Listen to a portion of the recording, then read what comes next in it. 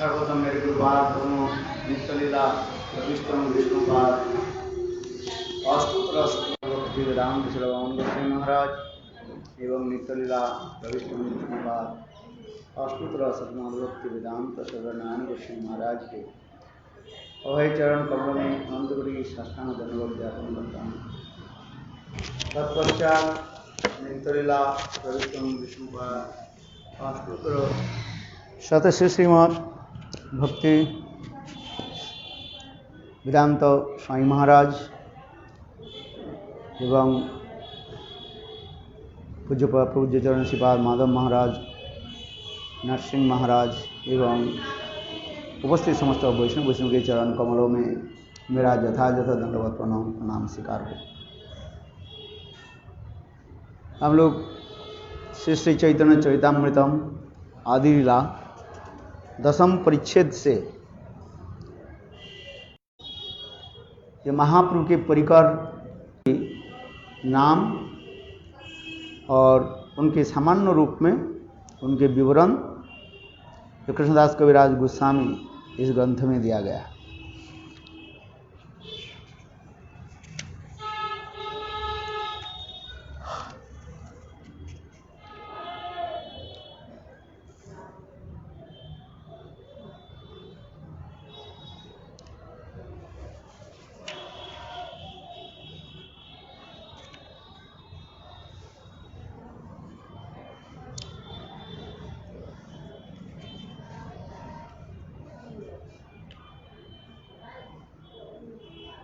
हम लोग एकादश आदि लीला एकादश परिच्छेद से हम लोग श्रवण किया। ये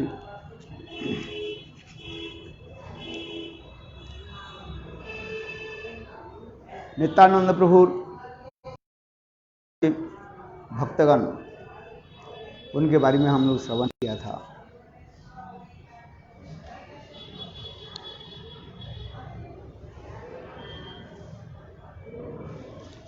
शिवाई नंदन अवधूत परमानंद वसंत नवीन होड़ गोपाल फनातन विष्णाई हाजरा कृष्णानंद सुलोचन कंसारी सेन रामसेन रामचंद्र कविराज गोविंद श्री श्रीरंग मुकुंद तीन कविराज पीताम्बर माधव आचार्य दास दास दामोदर शंकर मुकुंद ज्ञानदास मनोहर नर्तन गोपाल रामभद्र गौरांग दास नृसिंह चैतन्य मीनकेतन रामदास। এদিকে चैतन्य चरितामृतम आदि लीला एकादश परिच्छेद 11वां परिच्छेद 53 54 50 51 52 53 53 54 वृंदावन दास नारायणी नंदन चैतन्य मंगल यूं करिल रचन। हम लोग कल मीनकेतन रामदास के बारे में हमने श्रवण किया था। ये किस प्रकार सदा सर्वदा नित्यानंद प्रभु के प्रति प्रगाढ़ प्रेम रखते थे। नित्यानंद नाम लेकर के जब उद्दंड कर नृत्य करते थे उनके हृदय में प्रेम संचार होता था। जिसको स्पर्श करते थे उसे प्रेम में ऐसे कविराज गोस्वामी के घर में काल में श्रवण कराया और उस समय उनके भाई उस समय उनके पुजारी गुरुनार्णव मिश्र ठाकुर की पूजा करने मंदिर के उनके घर में जो विग्रह थे उस विग्रह की पूजा करते थे। कौन? गुरुनार्णव मिश्र। उन्होंने मीनकेतन सम्मान नहीं किया, ना उनके कुशल वार्ता बस बैठने के आसन दिया। ठाकुर सेवा में मत रहे। तो उस समय मीनकेतन रामदास के दूसरी लोमहर्षण ऐसे कह करके अपने बंशी को तोड़ दिया क्रोध से। इसलिए लोमहर्षण की कथा सुनाया श्रीमद् भागवत में। ये बलदेव प्रभु कुरुक्षेत्र युद्ध की पहली तीर्थ भ्रमण के लिए चल दिया। बोले मैं ना कौरव के साथ देता हूँ ना पांडवों के साथ है, बोले दोनों ही मेरा शिष्य तो है ही, और दोनों ही मेरा आत्मीय कुटुंब है, मैं किसको साथ दूँ किसको ना साथ नहीं दूँ। ऐसे करके बलराम प्रभु तीर्थ यात्रा के लिए पहुंचे। और तीर्थ यात्रा करते करते उन्होंने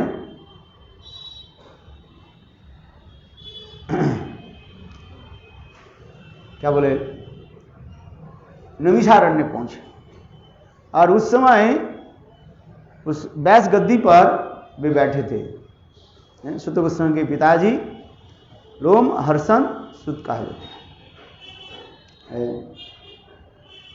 और वो भी बलदेव प्रभु के सम्मान नहीं किया है, तो बलदेव प्रभु के गुस्सा आ गया। बलदेव प्रभु ने किया कि एक कुश उठाया और कुश के द्वारा उसके सिरच्छेद कर दिया, गला काट दिया। तब श्रोता लोग हाय हाय करने लगे, हम लोग के कौन कथा सुनाएंगे। ये लोमहर्षण सूत जो है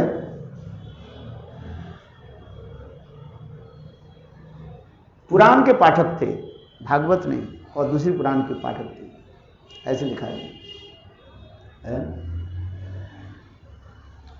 तब बलदेव प्रभु कहने लगे ठीक है। बलदेव प्रभु साथ ही साथ सभी लोगों के श्रोताओं के शांत किया, और लोमहर्षण सूत के पुत्र उग्रश्रवा सूत है, उनके सिर पर हाथ रख दिया। रखने के साथ ही साथ वो भागवत के सारे तत्व बोलना शुरू कर दिया है। देखो कैसे, इसलिए वही हम जो श्रीमद् भागवत में जो पढ़ते हैं सूत और सोनो का संवाद, सूत और सोनकादि संवाद जो है, जो सोनकादि ऋषिगण हजारों साल की व्रत लेकर के जहाँ पर यज्ञ कर रहे थे, और जब सुत गोस्वामी पाद पधारे, ऋषि लोग यज्ञ आदि समाप्त करके और अपने अपने आसन से खड़े होकर के उनको अभिवादन किया, और सुत गोस्वामी पाद के निकट बैठे और उनके 6 प्रश्न पूछा। ये श्रीमद् भागवतम है। तो हम लोग इस कथा को हम कल श्रवण कर रहे थे है?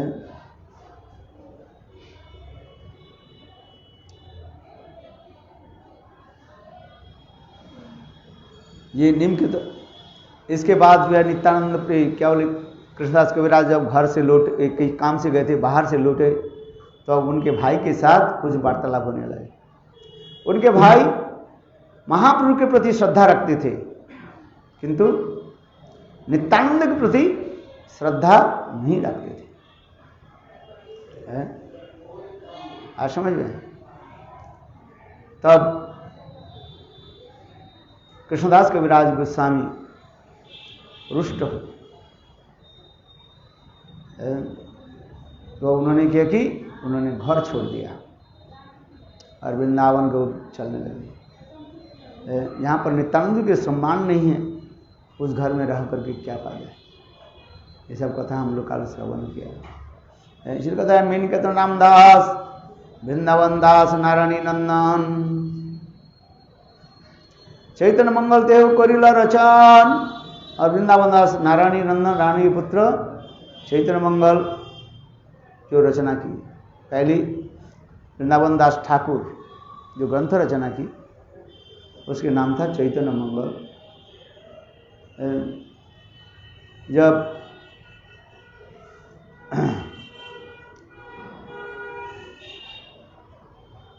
फिर नाम को चेंज करके उन्हें रखा चैतन्य भागवत। इसलिए कहते हैं वृंदावन दास नारायणी नंदन, उनके पिता माता जी के नाम वृंदावन दास ठाकुर जी के नारायणी के नाम क्या है? कहते हैं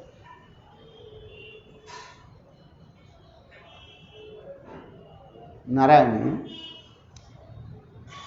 श्रीवास ठाकुर जी की भातुषपुत्री नारायणी, भाई की बेटी।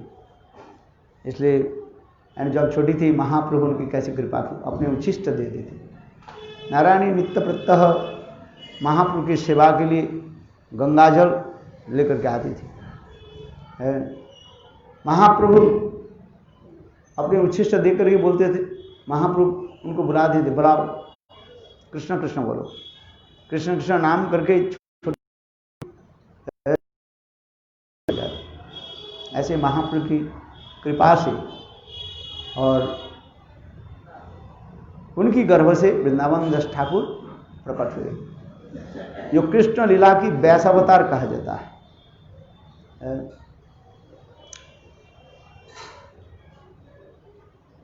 भागवते कृष्ण लावण्य बरलीला वेद व्यास चैतन्य लीला तेर व्यास वृंदावन दास।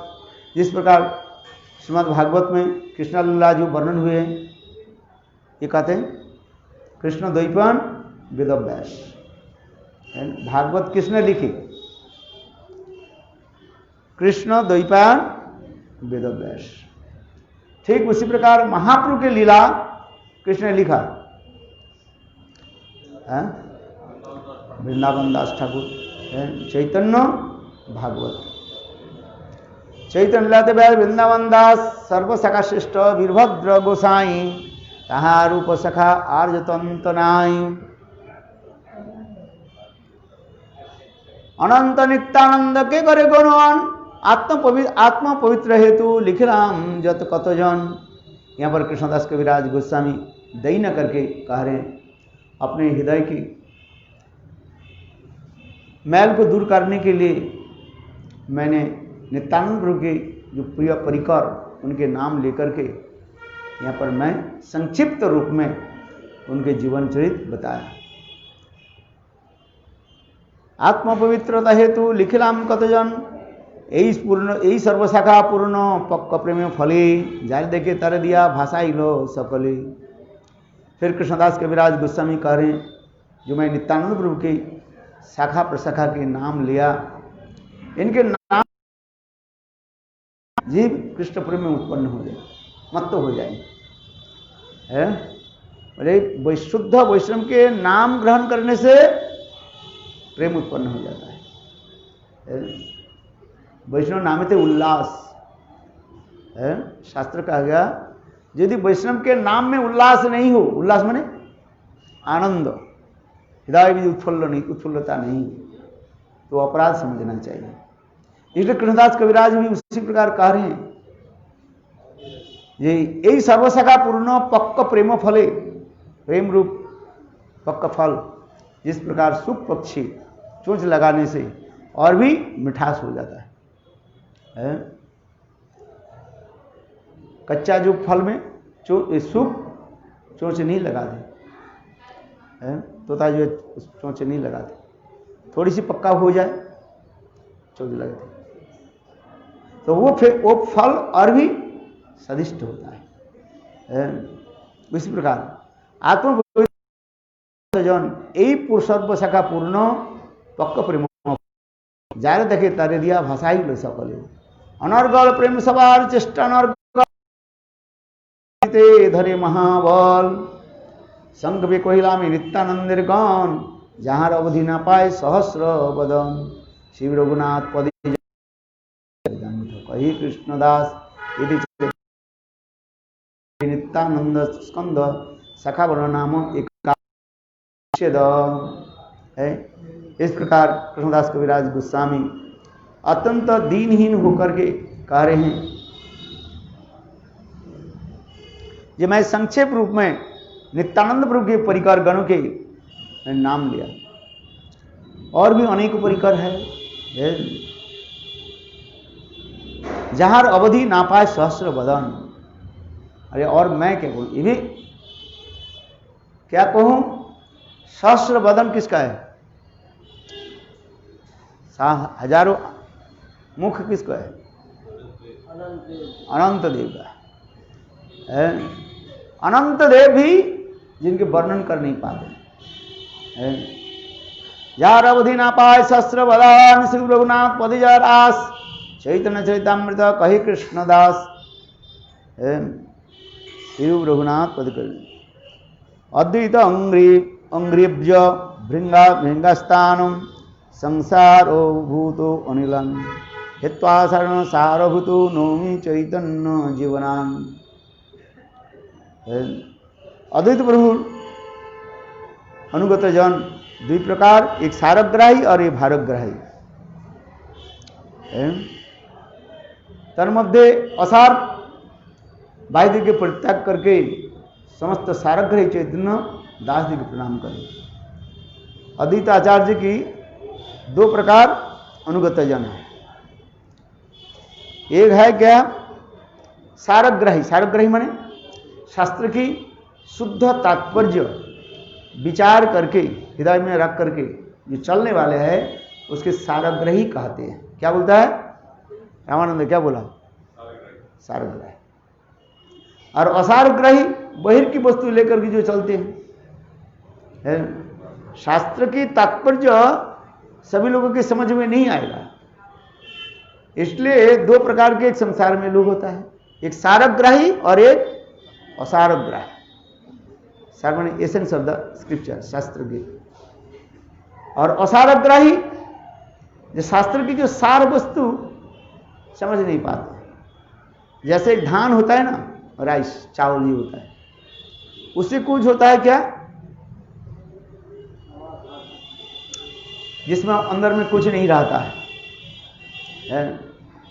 आज समझिए, उसके फूटने से कभी चावल निकलेगा नहीं। वो क्या है? असारग्राही है। ये चावल जो देख रहे हैं इसमें धान से होता है। कुछ धान ऐसे देखने धान के भांति, किंतु उसके अंदर में चावल नहीं है।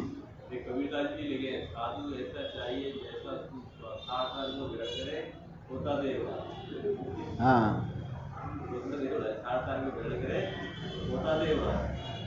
माने कूदे करके उड़ा दो, कूदे के उड़ा दो।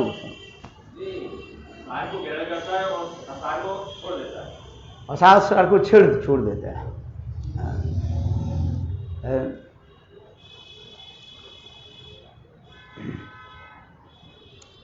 इसलिए अद्वैत आचार्य की दो प्रकार अनुगत है, एक सारग्राही और एक असारग्राही। और कहते हैं और एक होता है क्या? भारवाही। भारवाही माने केवल गधे के भांति लेकर के चलते हैं, कोई काम का नहीं है। गधा भांति चलते रहता है, जिससे संसार लोग कर्म आदि करते जा रहे हैं। भारग्राही भारग्राही नहीं वो अलग, ये भी ये दूसरी बात बता रहे हैं। भारग्राही माने भार के लिए चलते हैं। जैसे एक बता, कभी कभी जरूरत होता है, जैसे आप लोग के कैसे बताएं, जैसे दूध लेकर के चलते हैं ना, आजकल तो सब साइकिल में लेकर के चलते हैं। उसमें एक लंबा जो है बांस होता है, छोटा है, लंबी बांस होता है, दो तरफ जो है और रस्सी दे करके लटका देते थे, इस तरफ एक तरफ। अच्छा, चलते चलते जब दूध एक तरफ दूध जब खत्म हो गया, दूसरे तरफ दूध नहीं है, तो कैसे चलेंगे वो? आप बताओ। वो क्या करते हैं, दूसरी तरफ में जो खाली बाल्टी है ना, उसमें कुछ मिट्टी आदि रख देते हैं। हाँ समझिए, मानो इधर 5 किलो दूध, उधर 5 किलो दूध लेकर के चलने लगे हैं। हाँ, तो जब 5 किलो दूध जब दे दिया, बिक गया है, और 5 किलो दूध दूसरी साइड में है, तो पहले साइड में जो 5 किलो दूध जो बिक गया वो तो खाली हो गया। उसके ऊपर क्या रखते हैं वो?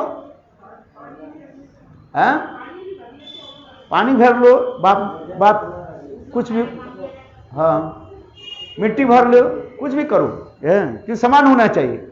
नहीं तो एक तरफ भार है, एक तरफ खाली है, वो लेकर चल नहीं पाएंगे। देखा नहीं? हाँ, तो उसी प्रकार इस संसार में कुछ लोग भी उसी प्रकार भी है, केवल भार मान कोई काम का नहीं है, लेकर के चलना पड़ता है उसको, है। जैसे वो क्या चीज है? जैसे हमारी संसार में हम लोग जो रहते हैं, कहते हैं क्या करूं, छोड़ू कैसे, है। माता पिता भाई बंधु स्त्री परिवार को हम छोड़ नहीं पाएंगे, ऐसे कैसे? आपके मन में विचार है, और आप भी जानते हैं इतना दिन सत्संग करते हैं, किंतु तथापि छोड़ोगे कैसे? छोड़ करके कहाँ जाओगे? जाने के रास्ता नहीं है, इसलिए वो भार लेकर के चलना पड़ता है। आज समझ में नहीं। वही किसी को बोलो भाई तुम तो इतने दिन भजन कर रहे हो, वैराग्य होनी चाहिए, सब छोड़ करके भजन करो, किंतु छोड़ कहाँ पाएंगे? छोड़ना इतना सहज नहीं है, आज उसको भी लेकर के चलना पड़ता है। ठीक उसी प्रकार इस संसार में जो लोग रहते, कुछ ऐसे लोग हैं उसकी कहा जाता है भारग्राही भी कहा जाता है। तो दुखम करहितम, संसार के वस्तु के जानते हैं दुख रूपी है संसार है। इस संसार को छोड़ करके हम कहां जाएंगे? शरीर में बीमारी होता है, क्या करेंगे? दवाई लेना पड़ता है, दवाई ले रहे हैं तब भी ठीक नहीं हो रहा है, कष्ट हो रहा है, तो क्या करोगे? आप तो शरीर नहीं छोड़ सकते हो। कर्म के अनुसार इस शरीर में तुम्हें उतने समय तक रहना पड़ेगा जब तक तुम्हारे कर्म पर नष्ट हो जाएगा, अपने आप वो शरीर छूट जाएगा। समझ में आ रहा है? यही तो है। आप लोग कहे भाई संसार छोड़ कर कहां जाएंगे? कैसे छोड़े? कैसे? वही भार के संसार रूपी भार को लेकर के चलना पड़ता है, जानते हैं? जैसे वो दूध बेचने वाले, जैसे मैंने बताया, एक तरफ दूध रखा, दूसरी तरफ खाली तो नहीं लेकर के चल सकते हैं, छोड़ नहीं सकते, खाली तो नहीं जाएगा वो।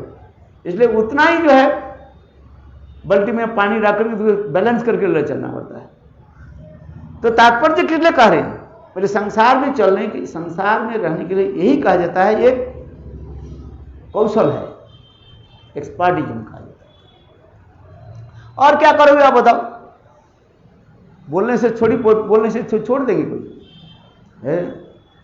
माता पिता भाई बंधु स्त्री पुत्र परिवार को सबको एक साथ में लेकर चलना पड़ता है।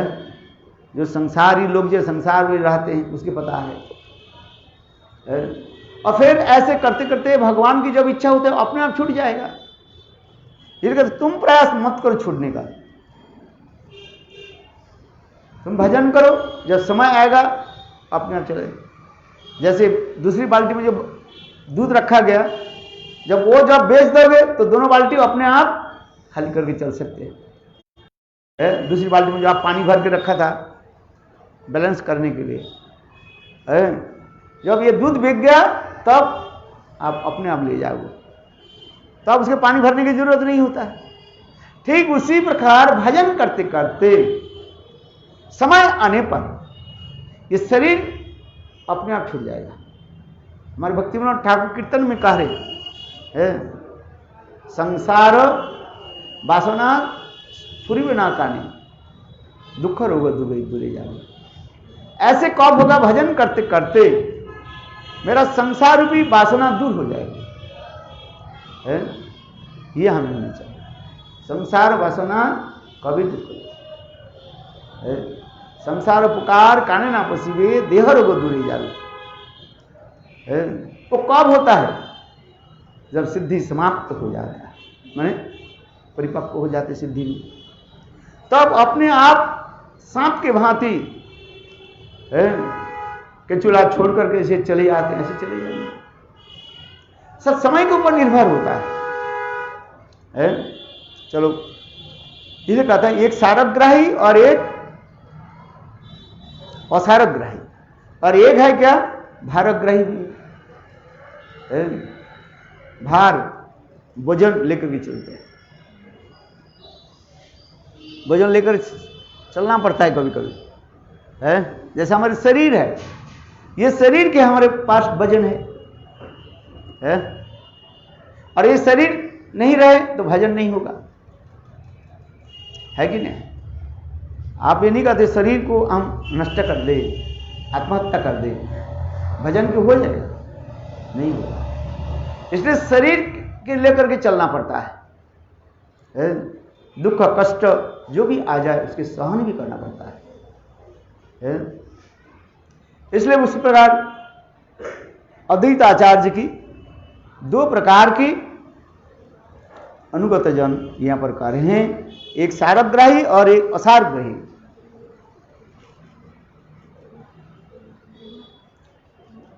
जय जय महाप्रभु, जय श्री कृष्ण चैतन्य, जय नित्यानंद, जय अधीत धन्य श्री चैतन्य नाम अवतारम देतेयम स्कंद रूपिणम श्रीमद्द्वैत चंद्रस्य शाखा रूपणाम गणानुम।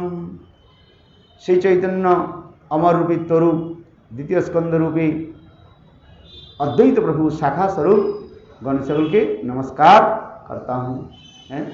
चैतन्य महाप्रभु नीचे के और उनके दो जो है शाखा बने, एक है नित्यानंद और एक अद्वैत आचार्य। नित्यानंद की परिवार के हम लोग श्रवण किया और अभी अद्वैत आचार्य के परिवार अथवा अनुगत जन के नाम हम श्रवण कर रहे हैं। द्वितीय वृक्ष द्वितीय स्कंद आचार्य गोसाई तार तो शाखा हईल तार लेखा नहीं। चैतन्य मालिर कृपा जलेर सेचन हे जले पुष्ट पुष्ट स्कंदे बारे दिने दिने से स्कंदे जत प्रेम उपजिल से कृष्ण प्रेम जले जगत भरिल से जल स्कंदे करे शाखाते संचार फले फुड़े बाड़ीर शाखा हईल विस्तार। अभी अद्वैत आचार्य के गणों के बारे में वर्णन करते जा रहे हैं। देखो अद्वैत आचार्य की गण भी कम नहीं है, सभी प्रेम प्रदान करने के लिए महाप्रभु के आदेश से सर्वत्र प्रचार आदि कर रहे हैं। सही कृष्ण प्रेम फले जगत भरिल सही जल स्कंदे करे शाखाते संचार फले फुले बाड़े शाखा हईल विस्तार। प्रथमते एकमत आचार्येर गण पाछे दुई मत हईल दैवीर कारण। देखो कभी कभी हम लोगों के क्या हो जाता है, विचार में कुछ क्या बोलते हैं वैशिष्ट दिखाई पड़ता है, वैशिष्ट कहा जाता है, स्पेशलिटी जिसमें कहीं कि विचार भी एक नहीं हो सकता है, ये भी दिखाया जाता है।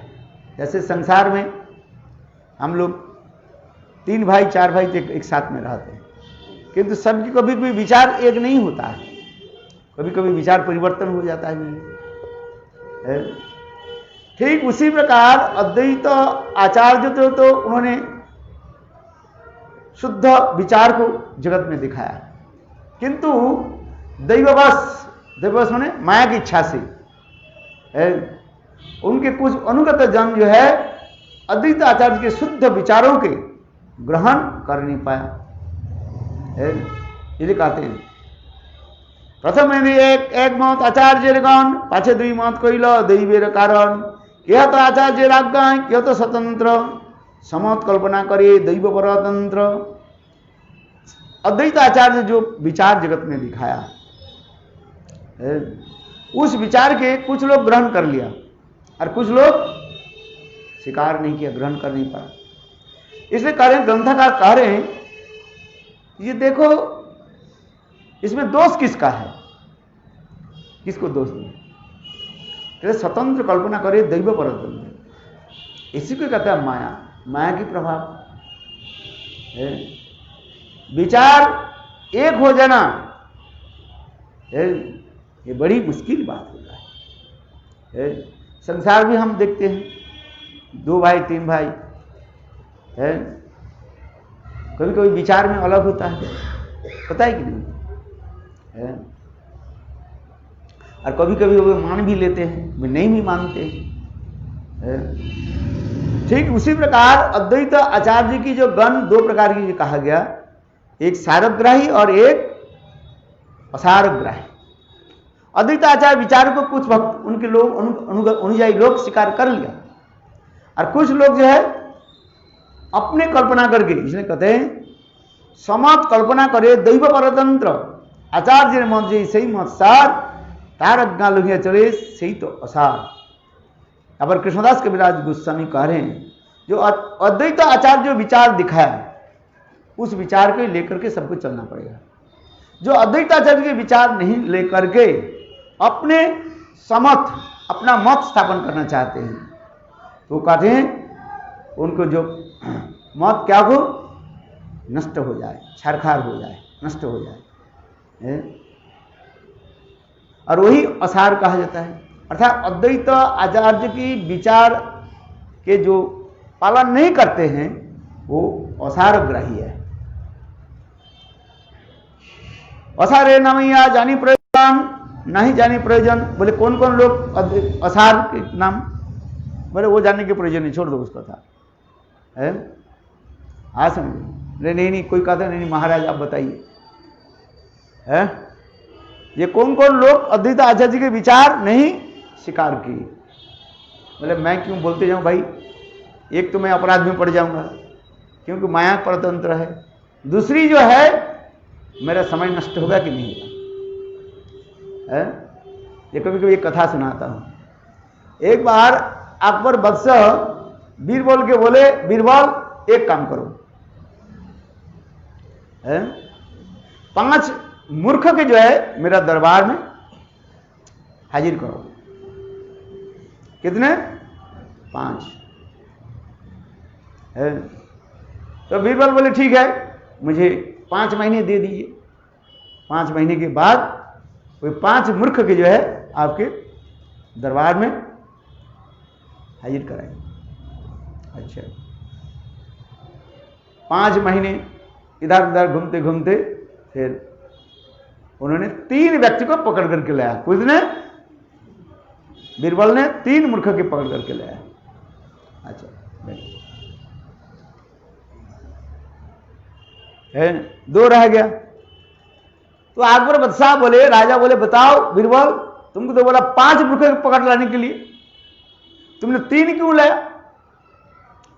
बोले महाराज 5 यहीं पर मौजूद है। बोला अब कहां है, बता दू महाराज, थोड़ा धैर्य धारण कीजिए। 5 ही है, 5 मूर्ख यहां पर है। अच्छा बता, ठीक है। अच्छा प्रथम नंबर जो है आप बताओ, ये मूर्ख है, तुम कैसे तुम्हें समझा? बोले महाराज मैं बताता हूं, ये व्यक्ति 20 मन वजन धान अथवा गेहूं जो है और अपने बैलगाड़ी में रख दिया। कौन सा गाड़ी में? बैलगाड़ी में रख दिया है। देखो 20 मन गेहूं रख दिया और बैल जो है उसको खींच नहीं पा रहे है, लेकर नहीं। तो अब उन्होंने किया कि ये व्यक्ति ने किया कि अपने 5 किलो जो है अपने कपड़ा इधर उधर की सारी कपड़ा को जो है जो लेकर के जा रहे हैं, उसके 5 किलो कपड़े के जो है पोटला जो है अपने सिर पर लेकर के वही गाड़ी में बैठा रहे। मैंने पूछा ए भाई क्या? बोले कम से कम तो 5 किलो तो मैंने कम कर दिया। कैसे? ना मैं अपने सिर पर ले लिया, अब बैठा कहां पर है? तो कम कर दिया है। क्योंकि कैसे मूर्ख है ये। 20 मन गेहूं जो है बैलगाड़ी में रख दिया और फिर अपने भी बैठा और फिर कहते हैं क्या, मैं इसका वजन कम कर दिया। कितना? 5 किलो। कैसे 5 किलो कम कर दिया? ना अपना कपड़ा जो सामान था वो मैं सिर पर ले लिया और सिर पर लेकर कहां बैठे हो? गाड़ी पर बैठे। कैसे मूर्ख है ये कह रहे हैं, मैं कह रहा हूं। अच्छा ये एक मूर्ख है। दूसरी का बताओ, ये महाराज ये व्यक्ति 3 मंजिल पर छत पर जो है कुछ घास हो गया। कभी कभी ऊपर में छत पर साफ सुधार नहीं होने से कुछ घास भी हो जाता है? पानी रुकते ठीक से साफ सुधार नहीं हो, बहुत पुराना हो जाए तो छत पर भी घास हो गई। तो ये व्यक्ति ने किया कि वो 3 मंजिल छत पर क्या कि एक भैंसा के जो है उठाया, क्रेन से उठाया। बोला मैंने पूछा भाई ये 3 मंजिल पर भैंसे के क्यों क्रेन से ऊपर क्यों उठाया?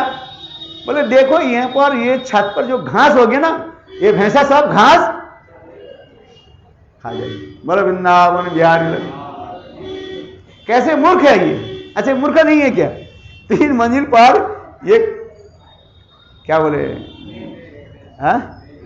रेंज काट दो भाई, हो गया है।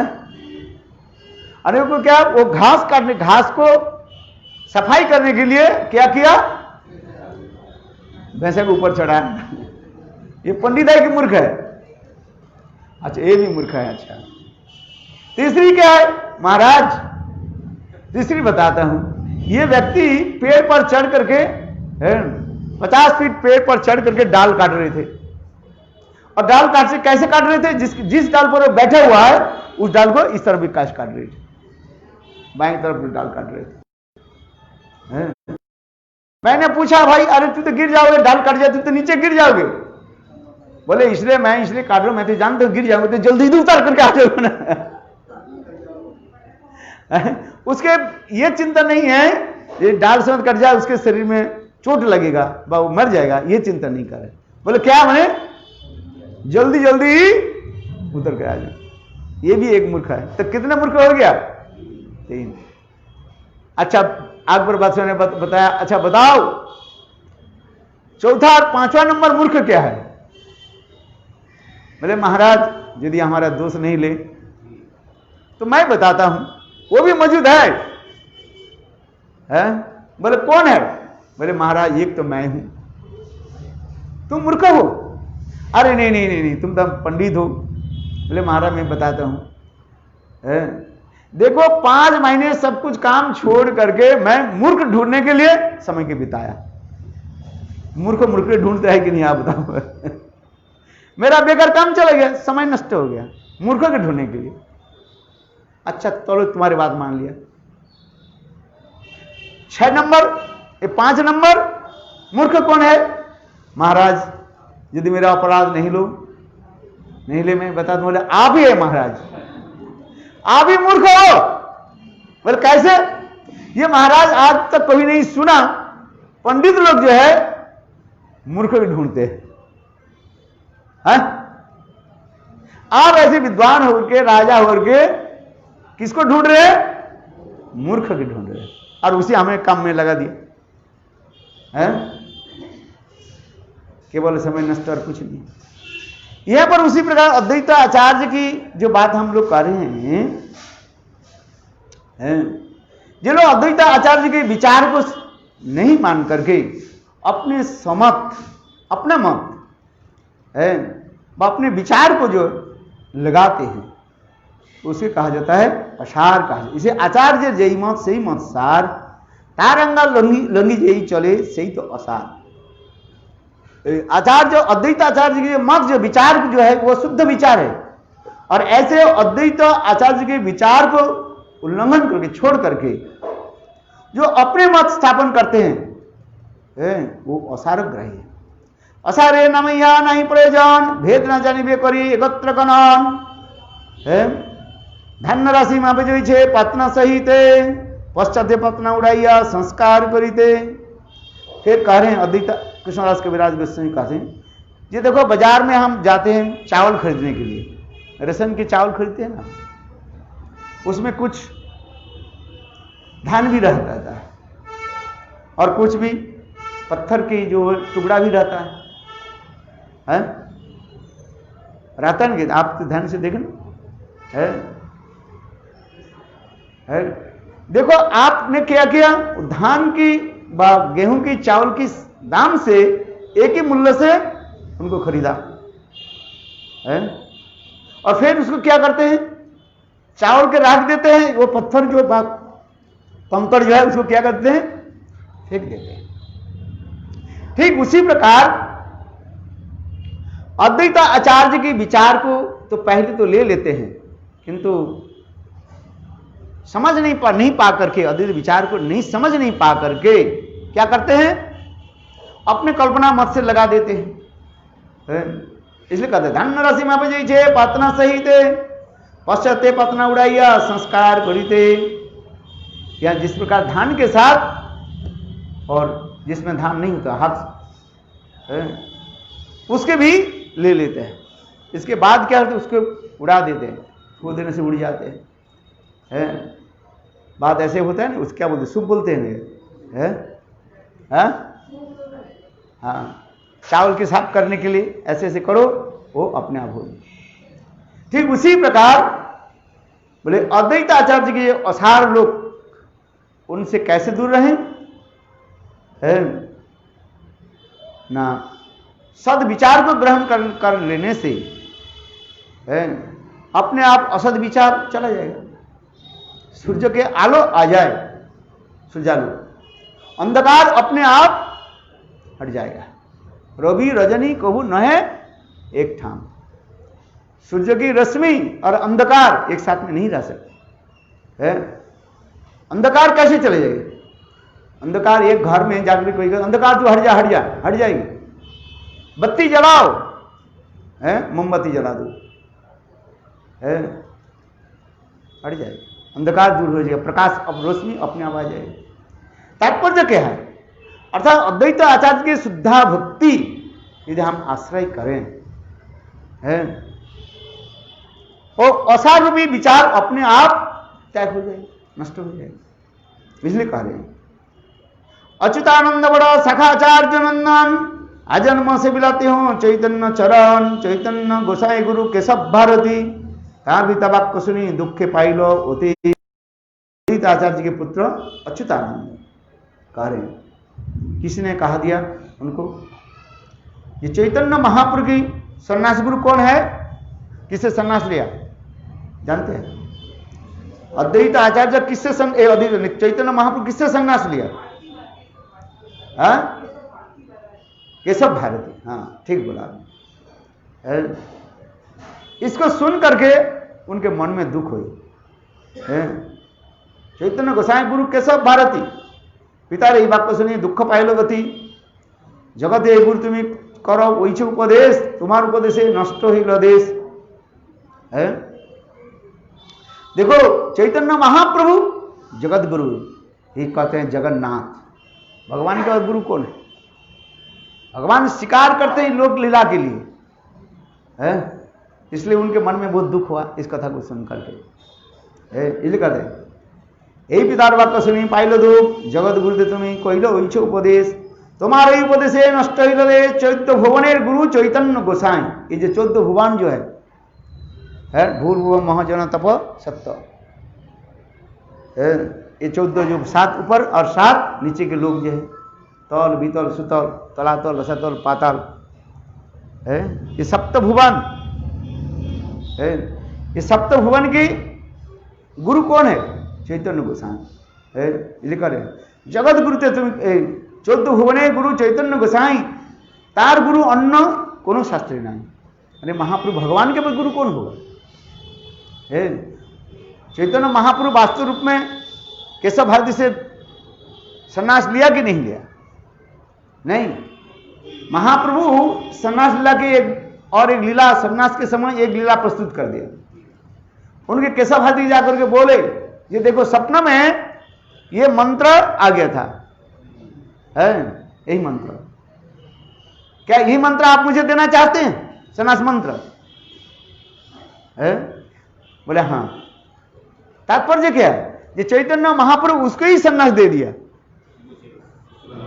हाँ उसको शिष्य बना, फिर उससे लोक लीला के अनुसार उससे ही सन्यास मंत्र ले रहे।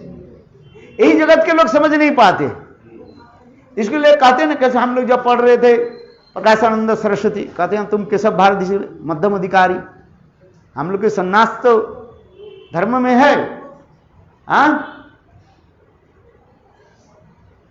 किंतु इसलिए कहते नहीं चैतन्य महाप्रभु स्वयं भगवान है, इसलिए ये भी स्थापन कर रहे हैं। इसका जगत गुरु तुम्हें वही कई उपदेश, तुम्हारे ही उपदेश नष्ट हिल देश। 14 भुवनेर गुरु चैतन्य गोसाई, तार गुरु अन्न कोनो शास्त्रीय नाई। पंचम वर्षेर बालक कहे वर्ष बोले कहे, पंचम वर्षेर बालक कहे सिद्धांत सार, सुनिया पाइल आचार्य संतोष पार। है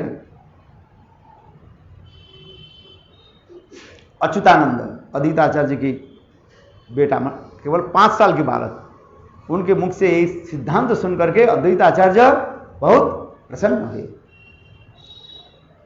कृष्ण मिश्र नाम अवतार आचार्य तनय चैतन्य गोसाई বইছে যাহার হৃদয় শ্রী গোপাল নামে আর আচার্যের সুত তার চরিত্র শুনো অত্যন্ত অদ্ভুত গুন্ডিচা মন্দিরে মহাপ্রভু সম্মুখে কীর্তন নর্তন করে বড় প্রেম সুখে নানা ভাব উদ্গম দে অদ্ভুত নর্তন দুই গোসাই হরি হরি বলে আনন্দিত মন নাচিতে নাচিতে গোপাল হইল মূর্ছিত ঘুমেতে পড়িল দেহ নাহি কসম্বিত দুঃখিত হইয়া আচার্য প্রভু পুত্র কোলে লইয়া রক্ষা করে নৃসিংহ মন্ত্র পড়িয়া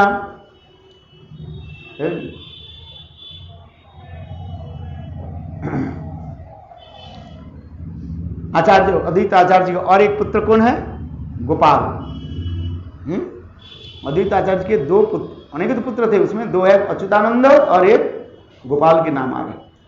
जब चैतन्य महाप्रभु गुंडीचा मंदिर मार्जन जब सफाई करने लगे और सफाई करते करते वो छोटा बालक गोपाल भावावेश में है हरि बोल करके आनंदित होकर नाचने लगे और महाप्रभु उनका आरुत्साह से बोलो हरि बोल हरि बोल हरि बोल हरि बोल।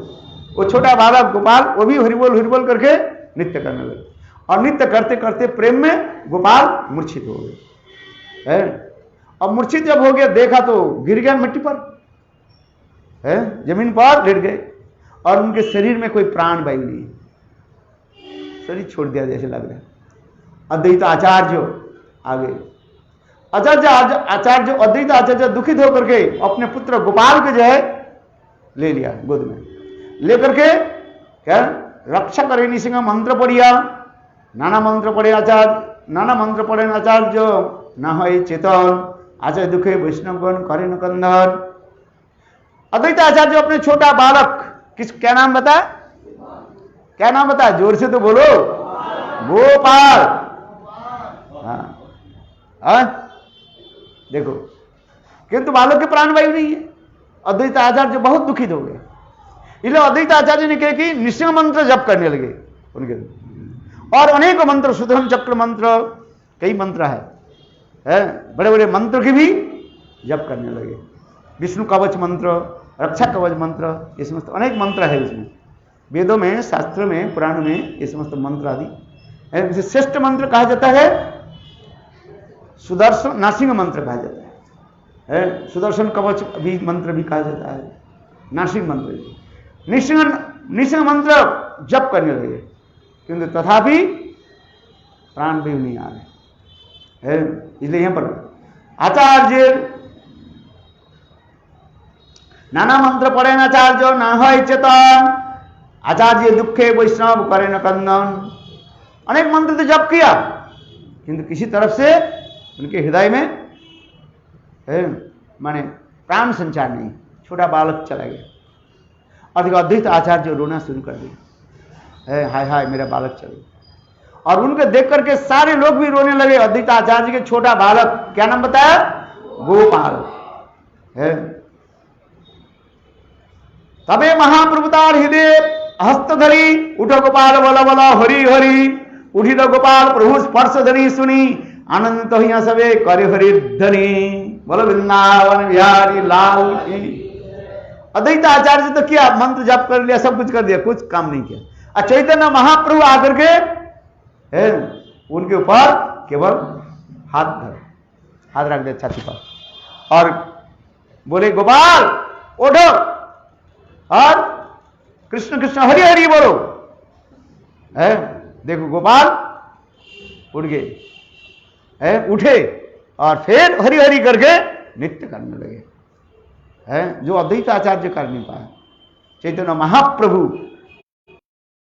ये सब लीला दिखाते हैं। तात्पर्य क्या है? चैतन्य महाप्रभु कृष्ण, अद्वैत आचार्य महाविष्णु और सदाशिव।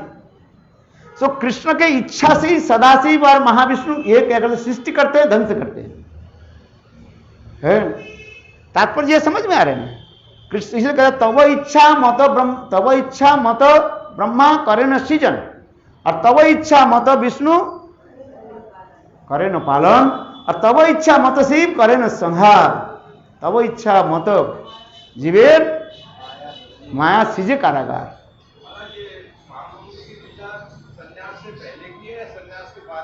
नहीं, ये सन्यास के पहले ही तो हो गए, है ना। महाप्रभु जब नवद्वीप धाम की लीला हो रही है, ये सारे नवद्वीप धाम की लीला बता रहे हैं अद्वैत आचार्य।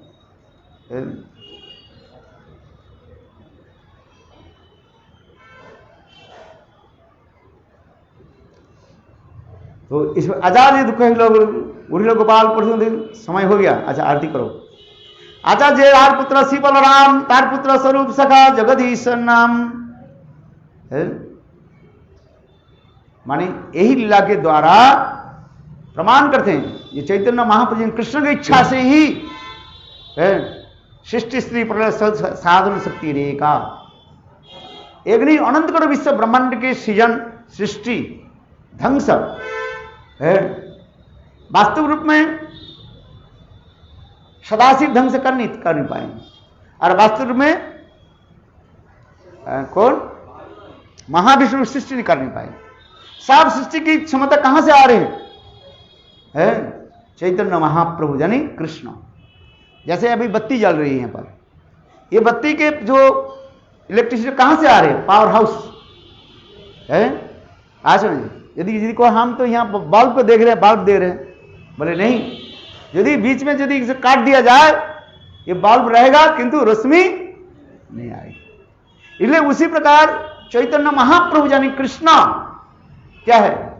Source of all kinds of power, शक्ति, समस्त शक्ति की उत्स कहा जाता है। जिस प्रकार गंगा जल, गंगा कहां से प्रकट हुई? हिमालय के गंगोत्री नामक स्थान से। गंगोत्री जमुनेत्री जाते हैं लोग, केदारनाथ घूम करके आए ना, अभी आप भी गए थे। वो जल की धारा कैसे स्रोत से प्रवाहित होती है और फिर आकर के अनेकों जैसे धार के होती चलती जा रहे हैं बहुत दूर से। एक बार पैर फिसल जाए गए आप।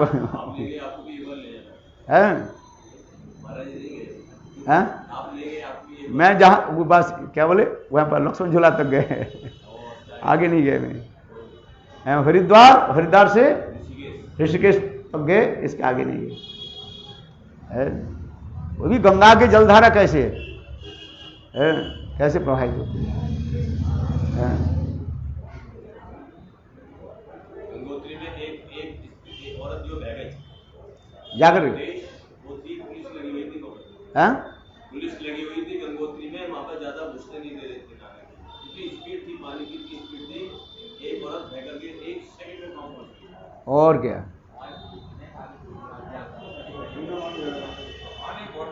पुलिस लगी,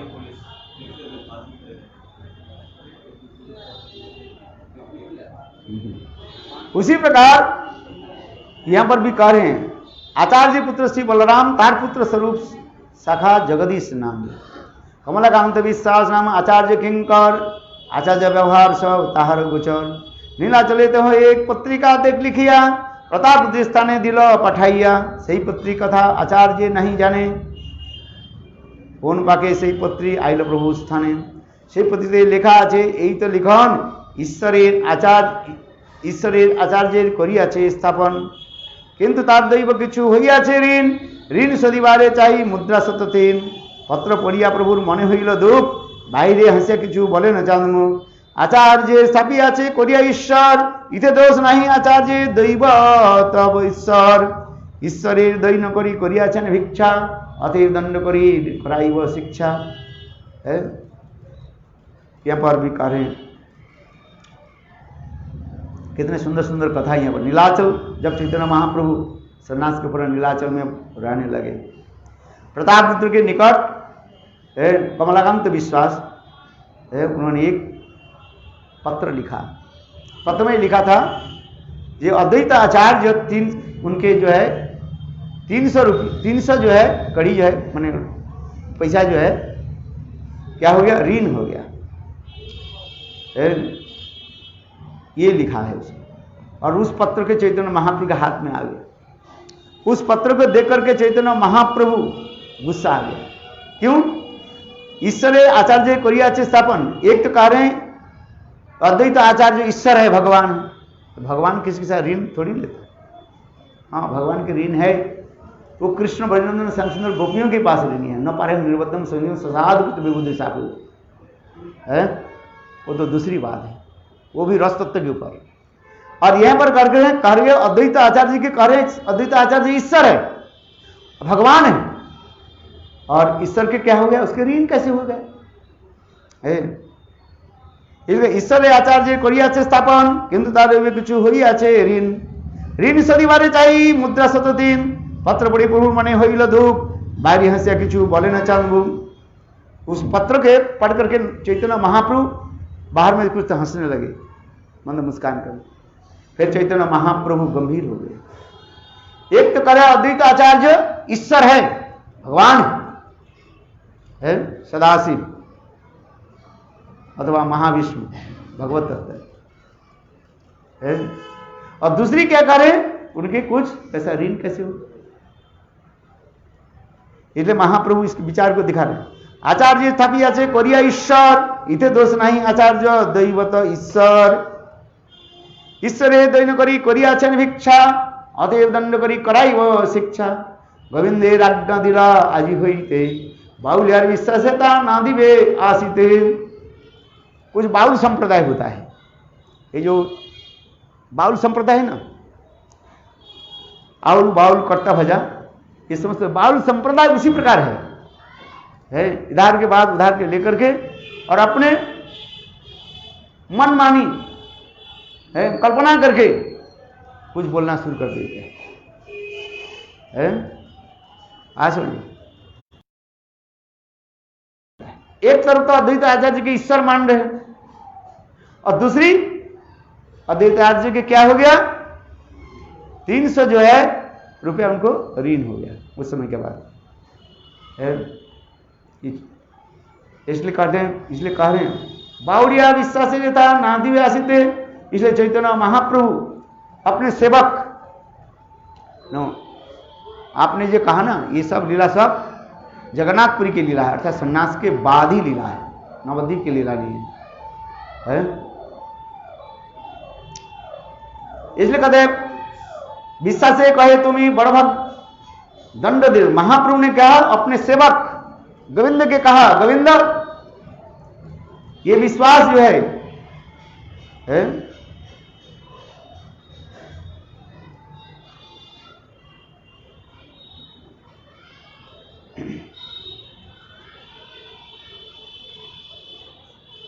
कौन क्या क्या नाम रखा उसका, कमलाकांत विश्वास।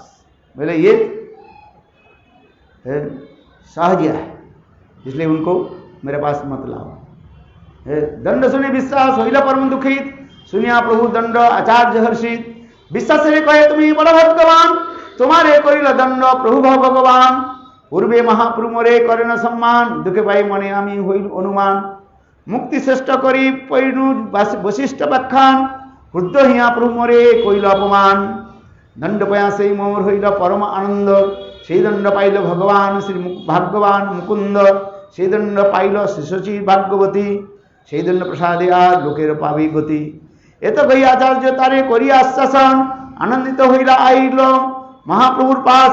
প্রভুকে কহেন তোমার না বুঝেই দিলা, আমা হইতে পাত্র অপাত্র করিলা কমলা। আমারে দুইজনে সেই হয় প্রসাদ, তোমার জনে জানি কইল অপরাধ। এত শুনে মহাপ্রভু হাসিতে লাগিলা, बोलाइला कमलाकांत प्रसन्न हইয়া। आचार्य गे ताके कोनो दिने दर्शन, दुई प्रकार यदि करे मोर विडम्बन। शुनिया प्रभुर मन प्रसन्न हইল, दुहार अंतर कथा दुहा जे जानिल। प्रभु कहे बाउरिया ओइছে কেন কয়, आचार्य लज्जा धर्म नहीं जे आचरण। प्रतिग्रह তুমি करो कभु ना करिबे बा राजधन, विषय अन्न खाइले दुष्ट है मन। महाप्रभु इसके द्वारा शिक्षा भी दिया है, विषय के लोगों के अन्न खाना नहीं चाहिए, क्योंकि विषय अन्न खाइले मलिन है मन। मलिन मने कृष्ण ना है स्मरण। आसन राजा विषयी है आसन, तो उससे क्या होता है, चित्त दूषित हो जाता है। राजा के धन कहां से, राजा की खेती थोड़ी है। राजा क्या करता है, लोगों से क्या टैक्स लेते हैं। वो लोग कैसे कैसे करके वो टैक्स भी देते हैं। कोई असद उपाय में अर्थोपार्जन करके टैक्स देते हैं, तो उसके कुछ अंश तो है फिर दूसरे को वो दान करते हैं, तो उसमें तो वो रहता है। इसलिए महाप्रभु कहते हैं विषयी अन्न खाइले मलिन है मन, मलिन मने विषयी लोग कहना नहीं चाहिए। यदि कहो तो हम जीवित कैसे रहेंगे, त्यागी लोग कैसे जीवित रहेंगे? ठीक है, भिक्षा करके लाओ और सारे भिक्षा के द्रव्य गुरु के दे दो, गुरु उसके शोधन करके फिर ठाकुर जी के भोग लगाएंगे और उसके महाप्रसाद को तुम ग्रहण करो तो तुम्हें स्पर्श नहीं करेगा। और यदि भिक्षा करके लाया और अपना ही जब खाना शुरू कर दिया, कम से कम मन से मन भोग नहीं लगाया, तो विषय की जो फल तुम्हें भोगना पड़ेगा। बोलो वृंदावन बिहारी लाल की जय, जय जय श्री राधा।